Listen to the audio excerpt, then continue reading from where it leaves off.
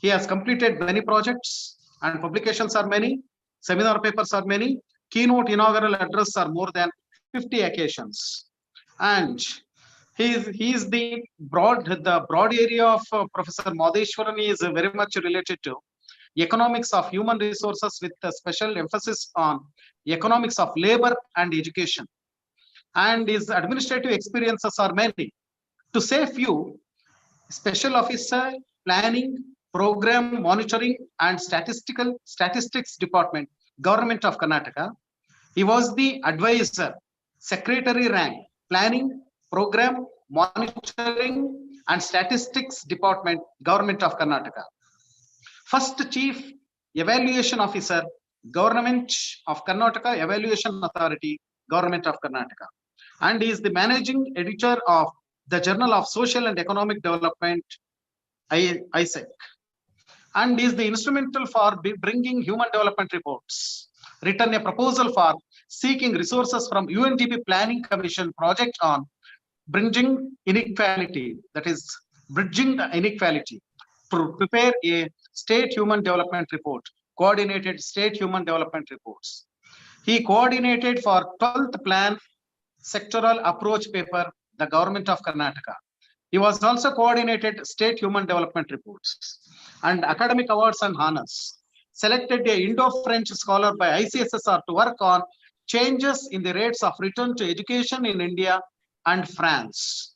And he was selected as a visiting professor at the Research Institute of Sociology and Economics of Education, France. And he is conferred as a fellow by SANDI, that is South Asian Network for Development and Environmental Economics. And he was also unanimously elected as the Vice President of Indian Econometric Society for the period 2018-2020. So there are many things are there to say about you, sir. A versatile economist from India is going to speak something about as to how that he can say something about the context with relate to economics and India in the global context. You are welcome, sir. You are please welcome. And I request you to deliver your talk. And we are open to you, sir. Please. Thank you very much, Professor Sasi, for your generous introduction. Respected and Honorable Vice Chancellor, Professor Venugopal, and respected Krishnamurthy, Professor Krishnamurthy, he's an organizer and also my close friend, Professor Sasi Kumar from Economics Department. These three people are responsible that I'm here in this platform to speak. I'm going to speak on promotion of social science research in India. That's my title, and of course there are various titles given. But suddenly, I just have chosen that promotion of social science research in India. Also, the respected audiences, a lot of professors, and the research scholars, and the students in the online platform. Of course, it'll be a length. If I'm little bit lengthy, you can cut. You can give me. You have enough freedom to stop me also, Professor Sasi. No, sir. We are going to give you enough. You are my close friend. You have enough liberty to say anything. Okay? Yes, sir. Yes, sir. You can take your own time, sir. You can right. Take your own time. Okay, yes. Let me talk about promotion of social science research in India. See, the study of social sciences enhances our fundamental understanding of the direction of socioeconomic change, along with a greater insight into the issues relating to the governance and institution in economy, polity, and society. When I say this statement, I bring back my memory of Professor V.K. Rao. He's the founder of my institute, where I'm a director now. And I recall, you can see his photo behind me, so that I have to remember him. And the chair in which he was sitting, as a first director, I'm sitting here, so that I'm very fortunate enough to start with his understanding, and the way in which he suggested is that the understanding of the social phenomena and human behavior, knowledge about the social process and its determinants are essential for designing policies to promote social change and produce a dynamic society capable of absorbing and utilizing the scientific and technological developments for the welfare of human beings. This is what his mantra. This is what the kind of a recommendation when he was talking about the social science, the promotion of social science research in India. And after reading his the great statement, basically the social science research is mainly driven by two forces. What are the two forces? The first is interest in knowledge about the functioning of society in its diverse social, cultural, political, and economic aspects, and in understanding the factors that shape them. And the second factor of, the social, second factor mainly driven is the practical needs of the policymakers and managers in government, civil society, and the private sector for reliable data and professional analysis. So these are all the two things which I immediately it is coming to my mind after reading Professor V.K. Rao's recommendation about promotion of social science research in India. So here I just would like to focus three challenges. I just want to sequence my talk when I talk about the promotion of social science research in India. I would like to focus three challenges. One is intellectual challenges, second is institutional capacity, and third is administrative reform. Let me talk about institutional challenge. When I talk about, first let me talk about intellectual challenge. When I think of intellectual challenge, there are a couple of things comes to my mind. Is that the first is there is a narrowing space for social science in rapidly expanding higher education system. All of you know that there is a quantitative expansion of higher education system, which provides the basic source for development of social science, has taken place at a much faster rate during the last 2.5 decades than in earlier years. The number of universities level institutions is reported to have gone up to 740. It was observed that 486 universities had 2042 social science department, and there are changes in the composition of this institution that have reduced the share and the importance of social science in higher education. A large number of new institutions have come up in the professional and technical fields. Many, and in fact, majority of them in recent years have been started by the private sector, where again paying and self-financing courses have precedence and social science have limited scope for offering such courses. And while saying that research in general and social science research in particular finds hardly any place in most of such new private and professional institutions. So what I'm saying is that thus it appears that the rapid expansion of higher education system in the new pace coinciding with India's quest for globalization is marked by a narrowing down of the space for social science in the institution of higher education, as well as the scope of research in social science in the higher education system. This may be contrasted with a strong positive association between expansion in higher education and social science development during the first 30 years of independence. This is what the whole story about the narrowing space of social science and rapidly expanding higher education system. I hope all of you agree with that. And second is very important. When I'm talking about the first point, the intellectual challenges, the first point, the second point of intellectual challenge is very important for the social scientists. We need an interdisciplinary and multidisciplinary research.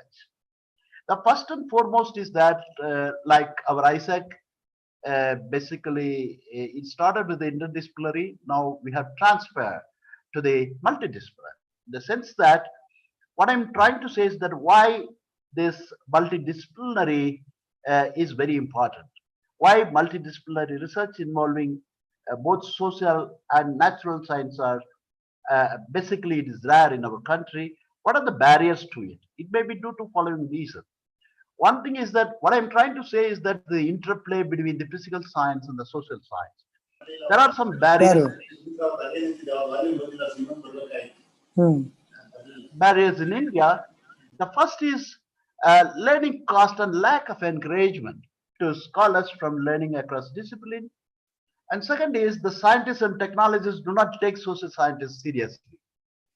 And in this context, I would like to say that, for example, I want to motivate my social science friends whom they are sitting here, that production function analysis. We teach production function analysis in economics. Sasi is there, I could see, and Putsami, my another brother sitting there, they're all teaching this production function to this postgraduate student and the PhD student. But there is a rich possibility of research involving remote sensing, GIS, agronomy, and economics. So what I'm saying is that the interplay between the science and the social science is very important. The another example is that sustainable development concept, all we are talking about, which has three dimensions, which is economic, social, and environmental. However, our knowledge of the two-way linkage between the economy and ecology are still poor. It is particularly necessary to analyze how the local or indigenous people are affected by both economic and ecological process, and to evolve mitigation strategy in consultation with affected people. So what I'm saying here is that social cost and benefits of alternative technology and projects have to be assessed in a holistic manner along with their distributional implication, so that the benefits translated into desired social and economic and environmental outcomes. What I'm saying is that the R&D and the technology given by the scientists, but what we need is the social cost benefit of this alternative technology and project, which is very important. There is an interplay between the scientists and the social scientists. And another third example, which my friend Pudasamy may like, is that the IPCC, the Intergovernmental Panel on Climate Change, the fourth assessment report, if you look at that question, look at the report, questions requiring further research, human behavior evolution, scenarios of how societies will develop in future, all these things question were there.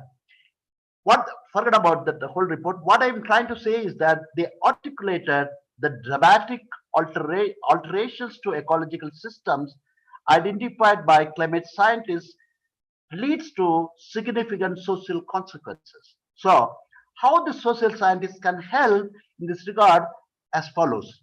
Number one, frame questions and research agenda on social system from within the social science. Assess, synthesize, and apply existing academic findings on these topics. And also knowledge that any discussion of societal changes and transition towards sustainability or a green economy is a normative and requires wide-ranging discussion to identify the desired endpoints. And what we need now, while saying is that it should be a multidisciplinary, but I'm saying multidisciplinary in the sense that most of the teachers, of course, Professor Venugopal, Vice Chancellor, is there. He must be knowing, he's a better experienced person, that the multidisciplinary, basically the interaction between the physical science and the social science not only gives the wide variety and the horizon of knowledge and the horizon of research, but also it will be quite interesting that the social scientists will get more funding. So from the point of getting more funding, we need also a multidisciplinary approach. So in this case, that what I'm trying to, I just think aloud and thinking, Professor Tandon, in way back in Indian Council of Social Science Research, he brought the wisdom of national social science policy as well as natural science policy. He has mentioned that there is a need for greater interplay between social science and physical science. In the future, priority to be given to the social science research and makes no natural science policy announced when large resources may be allocated, so that we have to think of natural social science policy. That is missing in the Indian context, not only in research institution, in all the universities. This is what the intellectual challenges I'm saying from when I'm talking about promotion of social science research. Next, I'll come to the second point, which I have mentioned, institutional capacity. Institutional capacity, there are some, I would like to say, in institutional capacity, there are many, but all of you will agree that there is a, I would like to mention 8 points. The first point is research policy interface, and second is the gap between research and teaching, and the third is capacity building for the teachers and the researchers, and the fourth is relevance of social science output, and the fifth is quality of research and quality of social science faculty, and sixth is the demand for social scientists and social science research, and seventh is the critical questioning mode on decline in social science. And also, everybody knows that research infrastructure and the international collaboration. There are 9 points, but which I would like to touch very briefly about these 9 points when I'm talking about institutional capacity to promote the social science. So the basically research policy interface, where I want to say that there is a vast increase in the quantum of empirical research during 1970s and 90s, 1970s and 80s. And there were two basic reasons for this expansion. First, the social and economic transformation that was taking place under the planned process of development throughout issues not only relating to the effectiveness of the government program and policies, but also concerning the structural changes in equity and emerging social and economic distortion. And many social scientists obviously found challenging themes for research in these developments. Second, even though primarily interested in promoting research of direct relevance to policies and programs, the government in the process also provided support for the academic research and availability of large funds for the social science research and establishment uh, uh, of the many, this UGC and ICS are a testimony to government interest in promoting social science research of both varieties. So what I'm trying to say is that we need a kind of a research and policy interface that is very important. And the gap between research and teaching, most of the university teachers sitting here, you must be knowing that uh, side by side, the vast experience in social science research that developed a cleavage between teaching and research, both because of nature of themes that got relevance in research and location of research away from the teaching department, the universities and the colleges. And when I'm saying this, the reason for the advancement of knowledge, which has not been adequately reflected in the teaching of social science, there are some reasons. The first is the teaching and research are organizationally isolated from each other. Second is that there is a general inertia in university and colleges to change the course content and to write textbooks which contain new knowledge. In many university department of social sciences, research activity is virtually non-existent. On the other hand, the research institutions do not have regular teaching as their main activity. So that's a paradox. And another reason for this cleavage between teaching and research is that the research findings themselves are not always of such definite value as to get included in the syllabus and textbook and the classroom instruction. And most of the researchers examine specific questions of short-term nature relating to specific phenomena or program or a policy with a limited goal and objective. There was not much research that contributed to secular long-term contributed to the development of the proposition and conclusion of more general and lasting nature to be included in the syllabus and teaching. So findings of the large variety of empirical research, each with limited scope, did not blend themselves to some definite conclusion and generalization so as to easily form parts of the course content, textbook, and classroom instruction.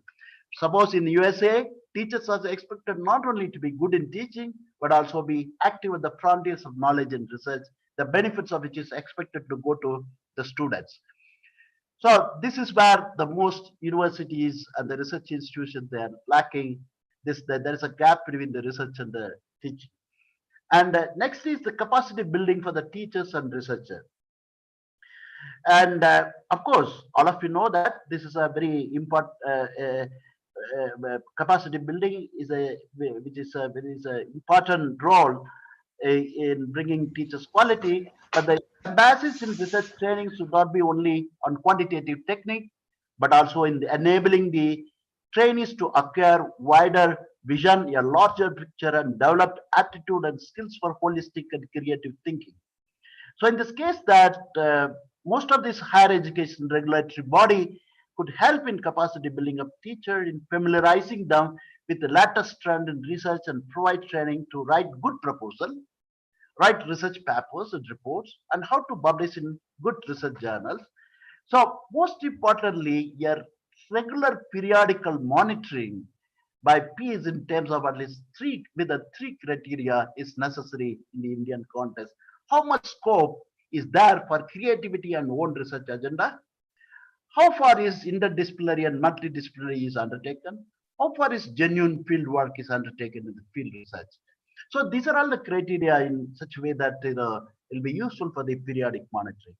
Next, the relevance of social science output. When I'm saying the relevance of social science output, in the sense that the moment I say that the question arises, the important question arises, has this vast social science research output, whether economics or political science or sociology or anthropology, has this vast social science research output helped in indigenizing social and economic change or creating Indian school of thought? So it has certainly improved our understanding, though it has certainly improved our understanding of the Indian economy, society, and polity. Social science research, by and large, follow the theoretical and empirical tools relevant in Western society. There is, however, a critical mass of social scientists who are developing theories and analytical tools more appropriate to Indian condition. There is also a tradition of such work by eminent social scientists, except some of the, I think, the economics faculty, Saji and Putsami sitting here. You know that Dadabai Nauraji, he has given the drain theory. C.T. Kurian is talking about developing a theory of Indian economy. Krishna Bhardwaj, Marxian framework in Indian agriculture production condition in Indian agriculture. My own institution, M.N. Srinivas, it's a Sanskritization. So these are all the Indian school of thought. So that's basically, it's missing over the period of time. And while saying that, I just wanted to categorize the policy research broadly into two types. What are they? What is research-driven policy and policy-driven research? In case of research-driven policy, what we do, we attempt to analyze the impact of the policy research undertaken by the institution independently on the policies of the states in some spheres. On the other hand, the policy-driven research is one which is undertaken at the instance of the state government or the central government to frame specific evidence-based policies. So this indicates that research by the dedicated research institutes or university can play a useful role in giving direction to the policies of the state and help in bring the change in the life of people. That's what one has to think of, the trade-off between the research-driven policy and policy-driven research. While saying that, I'll just go to the fifth point in the institutional capacity, quality of research and quality of social science faculty. But if you look at an overview of public research articles and books in economics, brings out the few gaps which may become agenda for the research in future. What is that in the sense that I'm not saying the wide variety of topic, I'm just saying an example, don't take it very literally, Bini. There's challenges like skilling India and reaping the demographic dividend may also be a fertile areas of research over this present day context. In public economics, the evolution of quality of public expenditure, that means public sector efficiency, public sector expenditure efficiency, and the economics of regulation, pricing of public services, and issues related to state subsidy need high priority in research. So it may be noted that output of publication in public finance has been declining over a period of time in the Indian context. Those time, even from ISAC itself, lot of work from the public finance, Putsami was doing PhD here, right from Professor Timaya and Professor Hamlada Rao. These are all the people, they have produced so many things, but it's over the period of time, it's declining. And political economy needs to be encouraged so that in the change scenario, the role of development planning is to be critically evaluated. The relative role of the government and the market in ensuring good governance for delivery of public services and economic growth need to be further brought.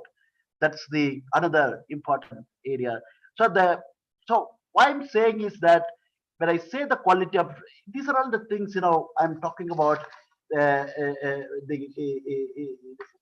kind of the contemporary topic in such a way that the researcher has to think of. Otherwise, it'll be a monotonous. It is a stereotyping topic in choosing PhD, writing a thesis, and so on and so forth. Even the faculties whom they are applying projects and all sort of things, it should not be a stereotyping. That's what I'm saying. And uh, I when I'm talking about this quality of research, I suggest two policy directions. The first is it is absolutely essential to increase research funding for social science research to improve its quality.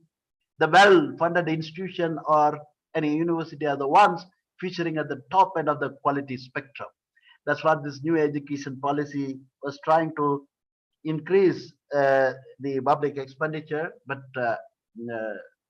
let us wait for that. But I want to say that suppose if you want to say that there is a quality of research, there is an increased research funding for the social science to improve its quality. Secondly, there should be a concentrated effort to encourage collaboration, especially international collaboration in social science research. In fact, interestingly, the world over, research funding agencies are encouraging collaborative research. The probability of attracting research funds in the UK or America and in Europe apparently increases manifold if there is a foreign collaborator involved, especially from emerging developing countries. So there is thus a need for an institutional mechanism to encourage and promote such a collaborative research. That is what is missing, some of the institutional mechanism in some of the universities and the institution in such a way that there are various things. I'm talking about the quality of research, but when you come to quality of social science faculty, it is crucial that now social science journals are made discoverable. Efforts should be made towards making good journals available online, either through journal hosting websites or low-cost aggregators such as JSTOR, HCON, such, which have a wider reach as well. All the text database of core social science journals published from India is also needed to be developed so as to facilitate a better literature search with standard value addition. To track citation, and Indian social science citation database should be developed and maintained for an accurate measurement of citation. That is basically it is missing, because all we have handed over our journal to Springer, Taylor and Francis, and else with science and so on and so forth. That's what I'm saying, that this is needed. And of course, there is a need for quality improvement. And as I mentioned above, and good and social scientists are essential for development work in government, public and private sector, as well as in civil society, also for Panchayat Raj, for local for local level development. Of course, most of the social science students whom they're studying in university, they should not feel that the course as soon as they complete their PhD, they'll be jobless, because we, the teachers, have to motivate them. There is a huge demand for social science in the government and public and private sector, as well as in the civil society, as well as in the Panchayat Raj and local level development. But we have to give motivation that how best that we can promote our student and send them to this kind of a sector is another great challenge. And uh, of course, I was talking about critical questioning mode. On questioning mode or decline mode is decline in social science. uh, the what I'm saying is that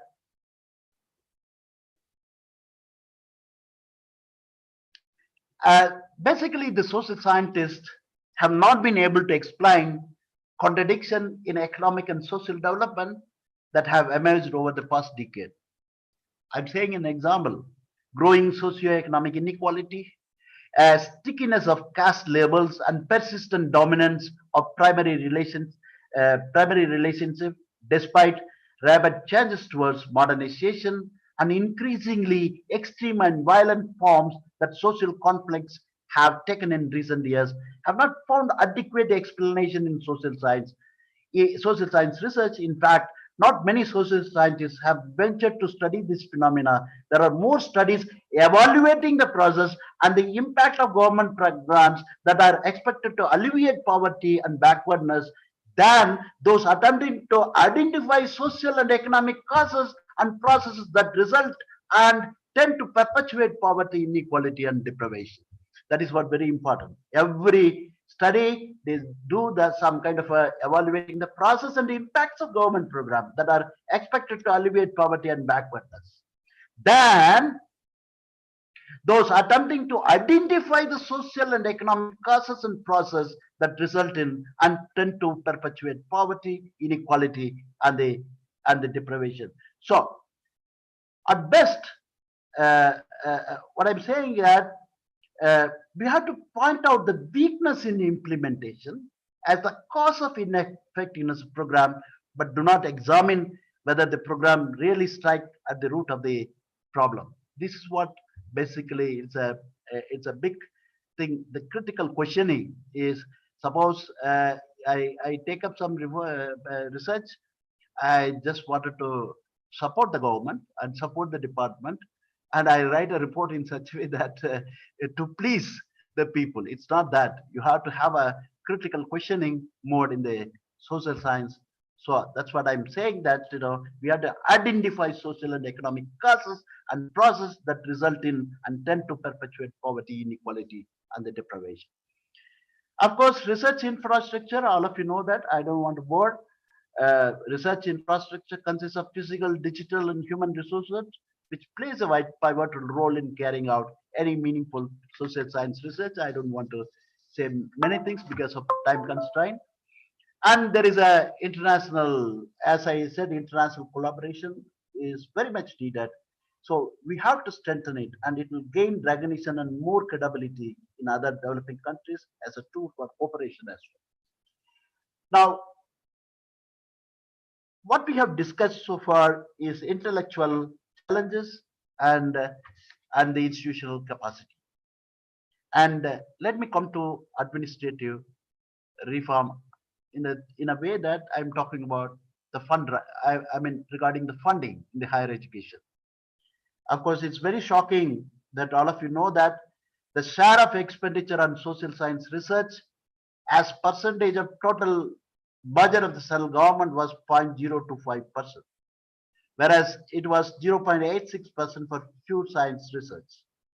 The share of social science research budget to GDP at market price for the same year was 0.0062%, whereas it was 0.21% in the pure science.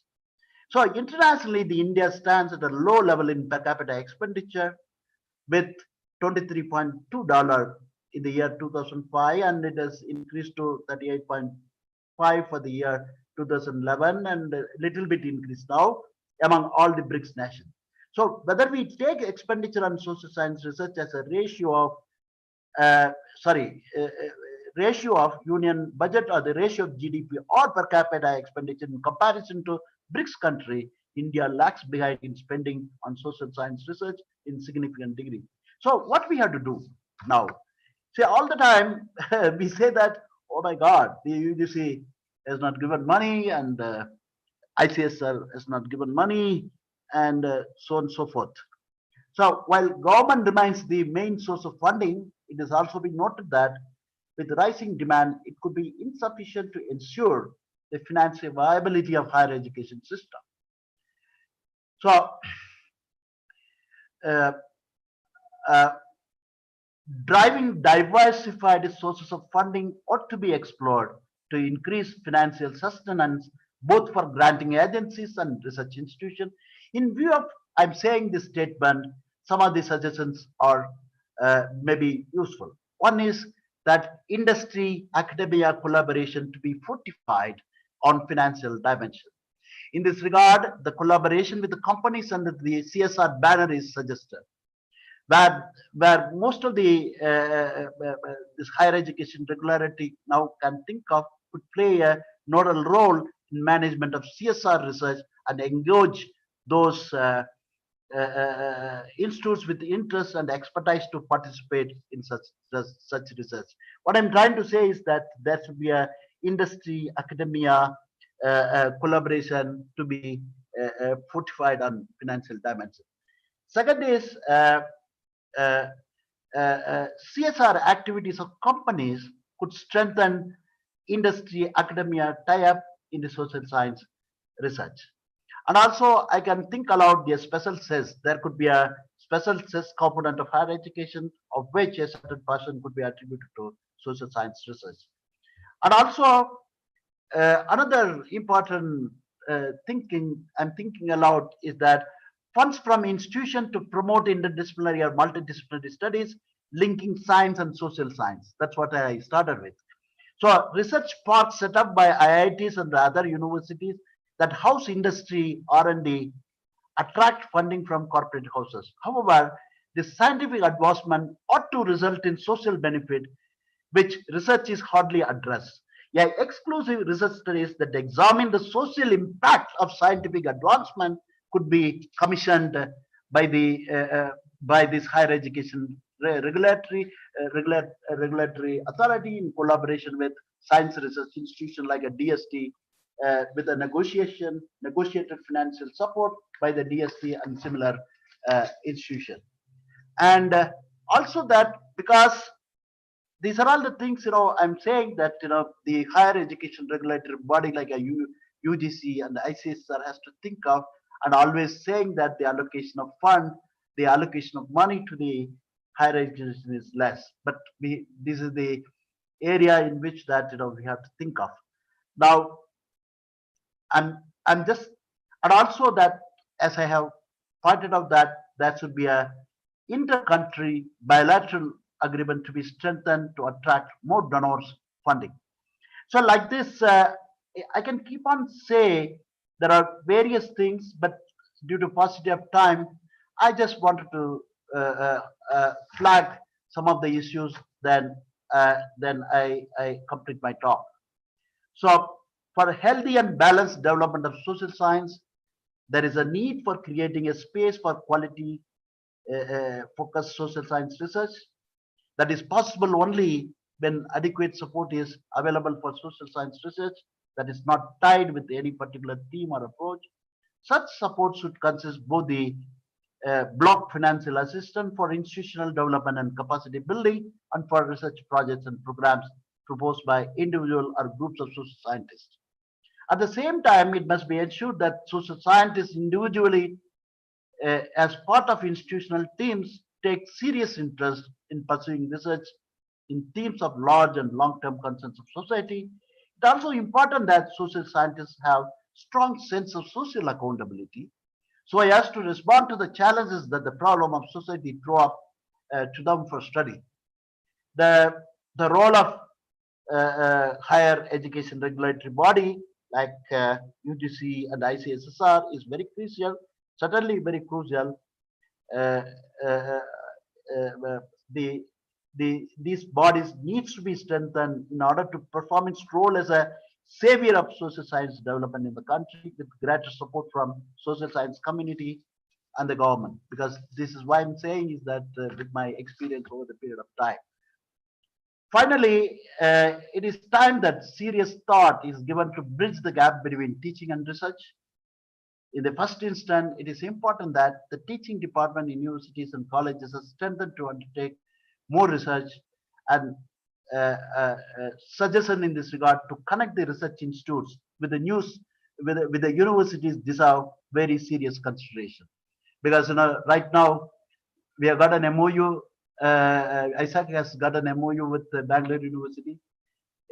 for a long time, we didn't have an MOU. And of course, Sasi knows that. And thanks to Professor Venugopal, he has come forward to have a great collaboration. That's what, unless yesterday Sasi Kumar was there in our PhD program interview for the past 2 days continuously from 9:30 to 7 o'clock. And he understood that there is a need to connect research institute with the university. So Puttaswamy, he has a double role because he groomed in ISEC and now he is grooming in university. He knows this interconnection, but as an individual, he can't do that. It should be come in the policy level.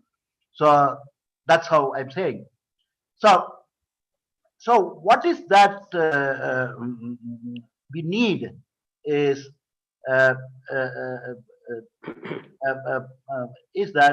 a subtle point is that need to increase the funding for social science research, need of policy initiatives to increase research output, focus on neglected themes and discipline, need to increase research faculty and researchers, need to make government research institute more research intensive.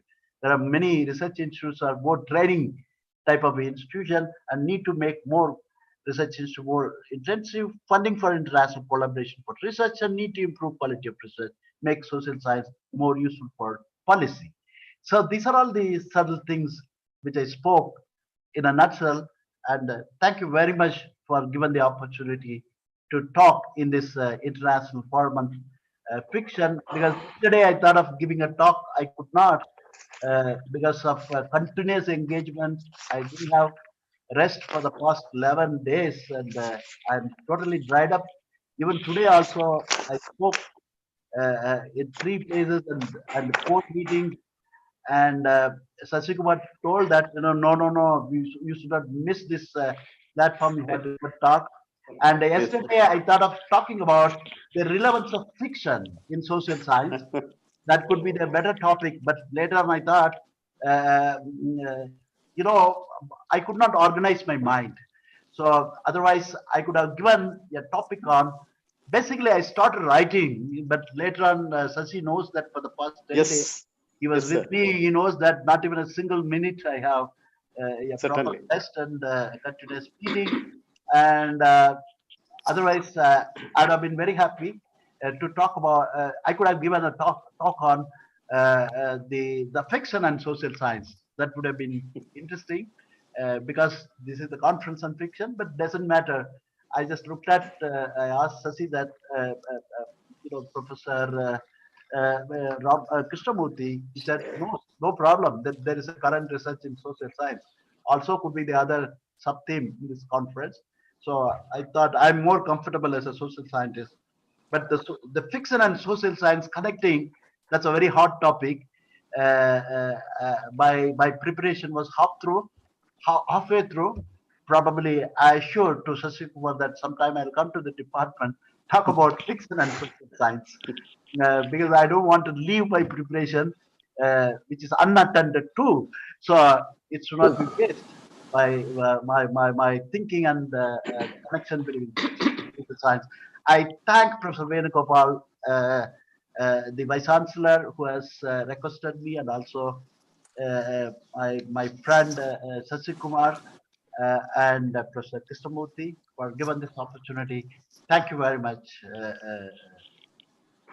Thank you.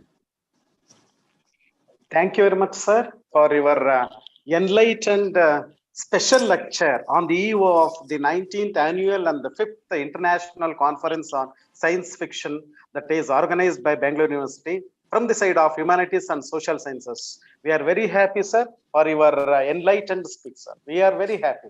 Very, very happy. Thank you, Professor Madheshwaran. Thank you, Professor Madheshwaran Venugopal. Namaste. Thank you. Sir, over to sir. Sir, I am Krishnamurthy. Our Vice Chancellor, sir. Namaskar. Sir. Krishnamurthy, sir. Good evening, sir. Both Honorable Vice Chancellor and Director ISEC, Madheshwaran, sir. Good evening, Krishnamurthy. Good evening. Sir, Madheshwaran, sir, I have one question. Can I ask, sir? Please, you are most welcome. Yes, sir. So this one, sir, research-driven policy or policy-driven research. Hmm. How far these two are applicable for science and technology fields, and which one is more dominating? See, science and technology field, all you scientists come out with too much of R&D, okay? Yes. And your job is to bring the R&D, but whether it has a social impact or not of your R&D is very much important. So that the social scientists like Putsami and Sasi Kumar can do social cost and benefit analysis, whether your technology or your R&D innovation by the scientists is useful to the society. It is from the welfare point of view. Yeah, Thank you, sir. Thank you, sir. Thank you so much. yeah, Sir, Professor Madheshwaran, sir. yeah, Sir, I'm Shashikumar, sir. yeah, please. Sir, I would like to bring to your kind notice that our beloved Vice Chancellor, Professor Venugopal KR, sir, is the first important PhD recipient of our department, sir. He is the alumni of our department, sir. Is the first Why? person who received the PhD from our department, sir. That's Basically, what we are. Professor- It's a Professor- great occasion for us to co-integrate with you Yeah, and him, sir. no, This is- that's what, by looking at Professor Venugopal's profile, I know. But Sir. he is the testimonial for Sir. the interaction of physical science and the social science. We are So- very proud, sir. We are proud, very proud to have our Vice Chancellor who is come from the Department of Economics, sir. We are very proud, sir. Yeah, and also he is a science person as well. Sir, Vice Chancellor, sir, Honorable Vice Chancellor, Yeah. sir, you please speak, sir. Speak something How about today's How long talk should and I other thing. speak? Sir, this How is long your should I- this is your platform, sir. This is your platform.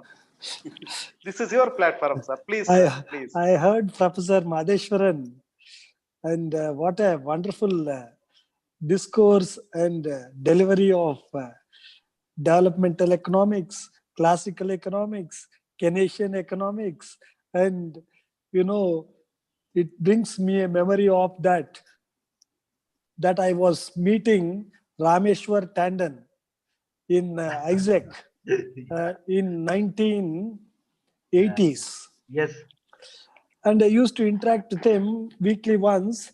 And even before I became student of Professor K. Venkatagiri Gowda, yeah, I was the student of G. Timmaya, who was deputy director at that time in 1980. yes, In 1982, I think Professor G. Timmaya became the director of ISAC. yes. So when he became the director, he said that he will not be able to guide because he is of want of time. Then again, I had to go to Professor Lakshman, who was the head of the department in rural development department. Yeah, yeah. Then Lakshman, I worked under him for about 6 months. Lakshman died, and therefore I had to take on to the third guide, that is Professor K. Venkatagiri Gowda. Yes. But all the time I registered in 1986, and by 1988 I submitted my thesis, and I got my PhD before I got married. That was at the age of 31, 32. And my topic was on petrodollar and exchange rate. Yeah.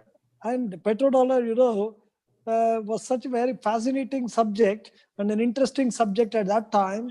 I was asked to choose 3 topics. I was among the North-South dialogue, the Yeah. detente, Yeah. and petrodollar. These are the 3 topics which was given to me. The detente is the Cold War between North and South, and the have and have-nots, the North-South rift and drift of the economic,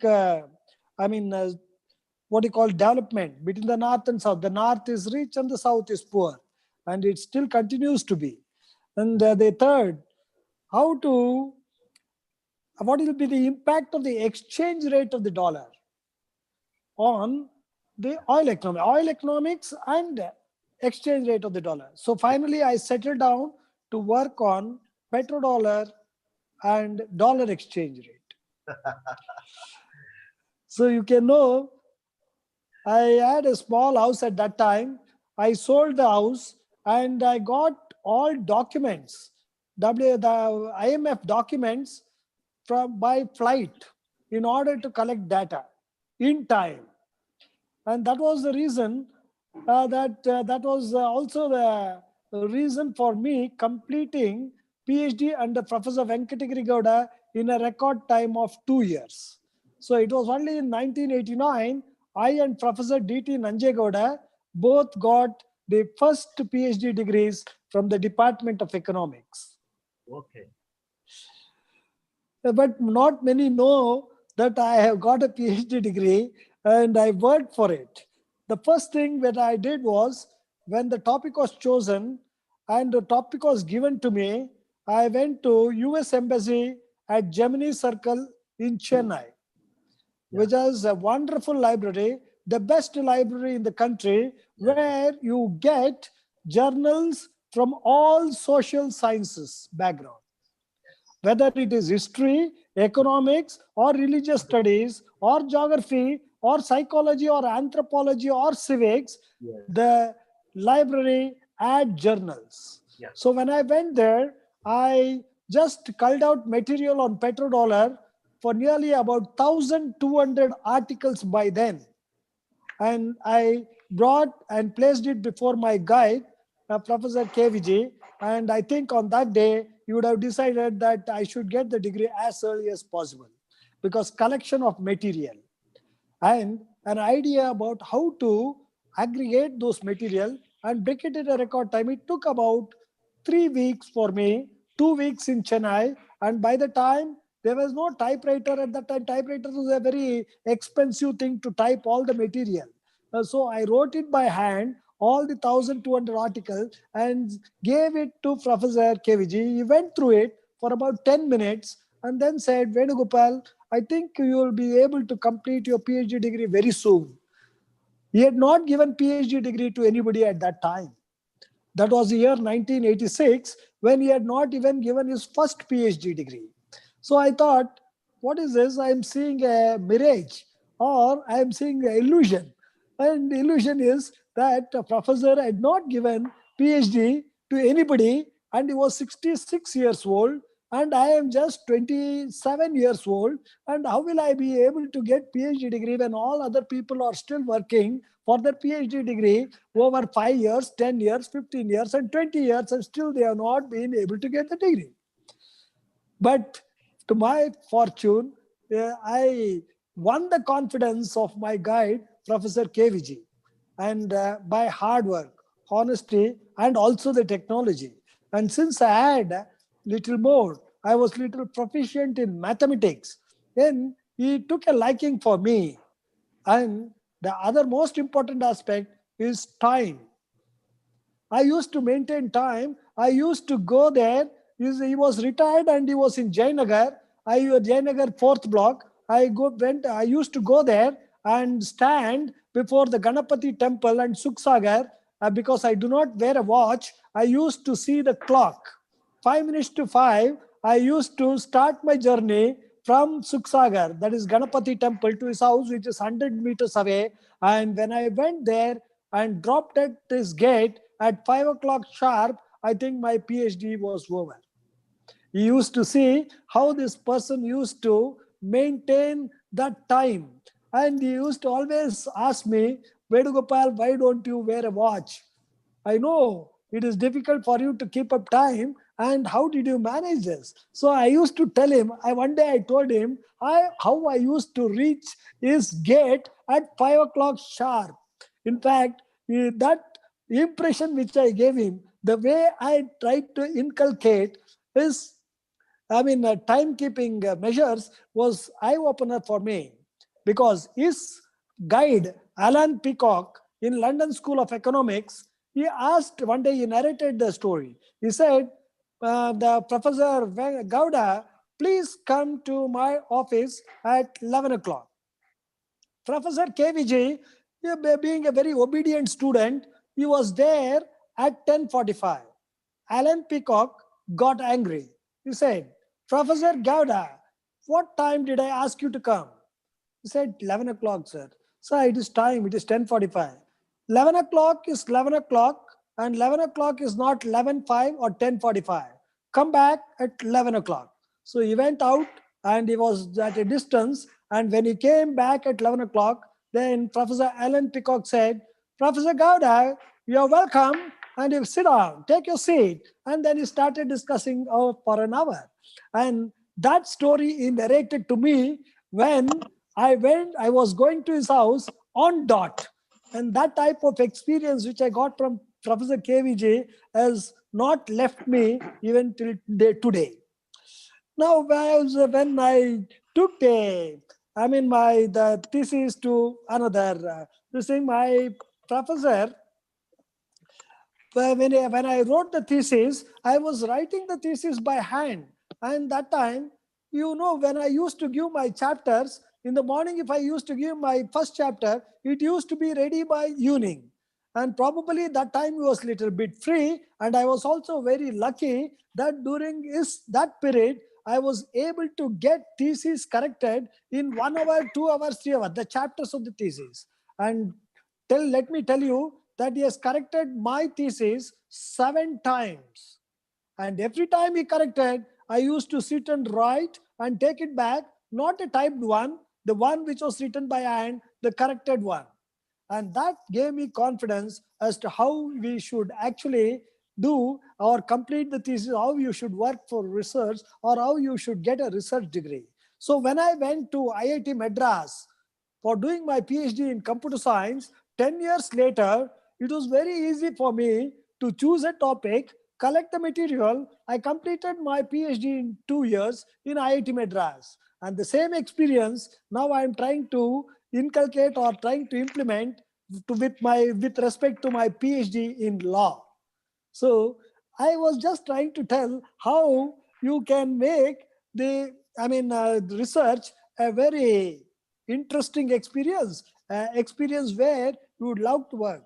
Because whether you see whether it is a L curve or a U curve or a V curve or a inverted J curve, all these curves are there in our lives.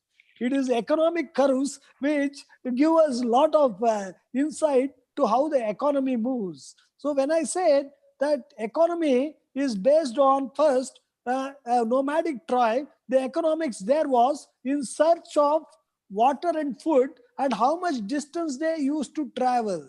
That was economics of the past. That is the ancestral economics. That is the economics of 2 millennium back.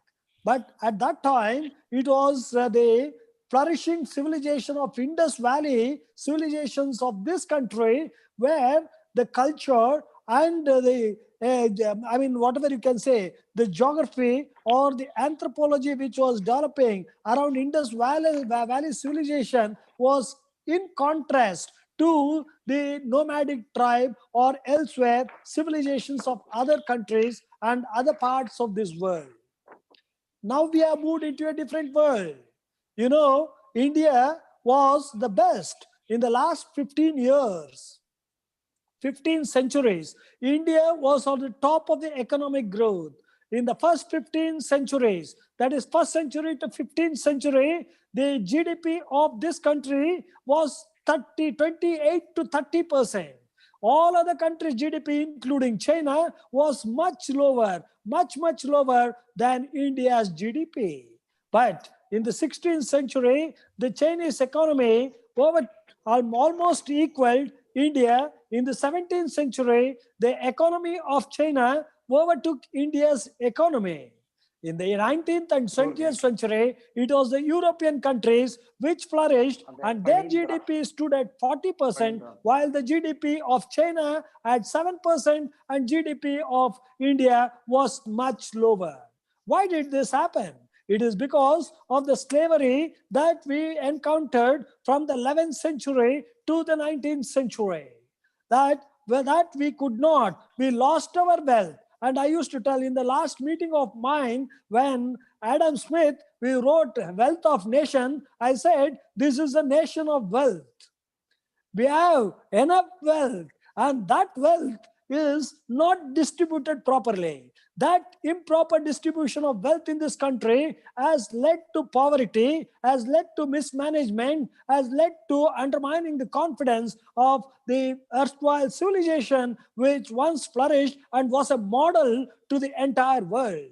When we were at the peak, that peak was when Nalanda and Takshashila flourished. That is the peak when there was the dimension or cultural diversity of this country was much better than other countries. So when now we talk about the Nalanda and Takshashila, it is a glorious past. When we live in the past, I don't think we will be able to improve. It can be only a signpost. It can be only a milestone. But that milestone of 2000 years is different from the milestone and achievement which you had to make. But when you see this country, how much it has progressed economically, I still feel that this country will be able to rebound in a very short thing. And that evidence you can see in this COVID pandemic, when all other countries were just, going downstream. This country had a food production of 300 million tons, 2% more than last year's production. So what does that mean? We have rich natural resources and such type of diversity which is present in us, and the robust economic strength which we have is one of the most important things that helps us to still live at the top of the world. Now, when we see the technology that has affected us, whether it is artificial intelligence, machine learning, or the deep learning techniques, we are now seen during this pandemic how our online technology or online education has transformed this country. We have seen the students' results have gone up. For example, the students of commerce, which was at 72% last year, it shot up to 82%. A steep rise of 10% during this pandemic. So does it mean the online education has an impact, or it was not good? I have seen the ancient Gurukula system. We have returned to the same type of system now during online education, where I have seen students sitting on the rooftop, sitting in the farm, sitting on a tree to catch up the connectivity, to catch up our internet connection, and still listen to teachers. So we have come to a type of education where we can have education anytime, anywhere, anyone, any length of time, any media, any language, and any device. And when I see what type of things we can see in science fiction tomorrow, I used to tell that we moved from a barter system to a currency, to a minting coin system, to a currency system, to a debit card, to a credit card, to a cryptocurrency, and to no currency in the future. Because they will say that food which we grow will be converted into tablets. It will be metamorphosized into tablets. And they will give, for example, we are producing vaccines that will be given freely to all the people, citizens. We will be producing food that will be given freely to all the people. And then what do we do with these assets? The money which we have, it will be of no use, as we have already come to a cryptocurrency level where currency has been digitized. Now it is only one step forward, that we'll be moving from digitized to currency to no currency. And again, we will come to a system where we live to, like in the old traditional, about 2000 years ago, that we will be a self-contained city, self-contained village, where we produce for ourselves, but at a global level. The global, just like we are producing vaccine for the world, somebody will produce food for the world. That food will come in the form of tablets. Then that is science fiction. That we will not be able to imagine how whether our diabetes will be controlled, or whether our tensions will be controlled, and whether we will have the same type of cells which will be attacked by this virus. So when we have seen the vaccine which used to take 10 years, now we have developed a vaccine within 1 year and within 12 months. So in future, with genomics, that has been able to, with our computational capacity, we are able to even get the sequence of a particular organism. And when you get the sequence, we are able to produce the antidote for it. So how is economics? We have seen in the last 6 months, how is economics going to really affect? Is it going to be a science discovery, or it is going to be a social discovery, or whether there is no boundaries between the science and social science and engineering or any parts of any other subject. So what we see now in this, 3 days conference is how all aspects or how all regions or all areas of knowledge moves towards science fiction. And whenever I say science fiction and fantasy, fantasy is what becomes most improbable at a longer period of time. Science fiction is one which happens in a few years from now. And last year, when I thought I have to have this type of conference, I thought it was a science fiction. How do I integrate all the 59 departments and run the conference? Now today, when I see 12 channels are running and all these channels are running very well, I feel that science fiction of last year has become a reality today. And I was listening to the lecture of Professor Madheshwaran. Your wonderful lecture has made me on tenterhooks, and I'll see, I will not be able to imagine what type of economics we'll be seeing after 50 years. Whether it is economics of acquiring land, or whether it's the economics of biological war, or whether it is economics of capturing a country just for a market. So you are going to have very big questions which have to be answered by the next generations. And I am grateful to the Department of Economics who have invited me to give a presidential remarks. But actually I have not touched upon economics because I am not prepared.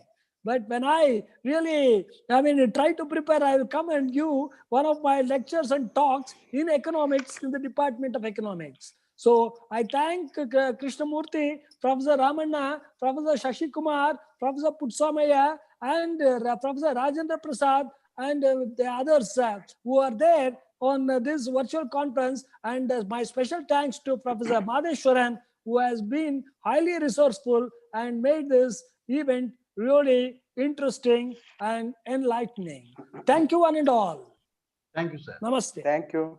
Thank you very much, sir, for your enlightened speak. I was talking to you in the same regard that you will have to give some lecture to our department or else the humanities and social sciences, but it was not taken place due to time constraints, sir. But now it has, everything has happened due to your gracious belovedness towards our social sciences and humanities, sir. I am very thankful to you, sir. I am very thankful to you, sir. Your words are very great. Your words are very great. Now our desire is completed. The humanities and social science benefited from your thoughts and your desires and your wishes, sir. We don't have any lacuna and gap now, sir, in our conference. So today's our Honorable Vice Chancellor has started like a Nobel laureate talk. I think I consider it as a Nobel laureate talk, sir. After a Nobel laureate, I will never get a Nobel Prize. Don't worry. Don't. No, sir. The thoughts is like, sir. Thoughts are like that. After they conferred the Nobel Prize, they used to give a talk like this, sir. We used to observe that. That's the way in which I conferred it, sir. So we are very happy, sir. When we are not structured in talking, it will look very interesting. When it is structured, it will be boring. That's what we used to call you, scientific economist, sir. I used to call you scientific economist because you have the combination of both science as well as the economic aspects, sir. On this ground, sir. That is the thing, sir. Thank you, man. So I want to consider this social science fiction as a socio-science fiction after completion of your thoughts, sir. That's the thing. I don't have any words to say more than this, sir. You please take the chair and consider everything for yourself. I'm going to take everything. I'm going to give everything for you, sir. You take the chair and complete it, sir. You please complete it, sir, according to you. Thank you. Yes, sir. Professor Ramanna. Unmute. Yes. Ramanna, unmute. Professor Madheshwaran, sir, we are thankful and grateful to you, sir. Professor Madheshwaran, sir, we are thankful and grateful to you, sir. We consider all your views, sir. We are getting all your materials in a print manner. You please give everything what you have done, everything, sir. You have recorded it. That soft copy will be there. From that record, you can convert voice into text and text into book and book into grantha.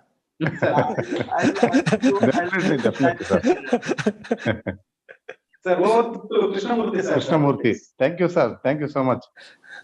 Your simplicity and your generated to university, one of the world famous university in the Bangalore University in the world, because you are one of the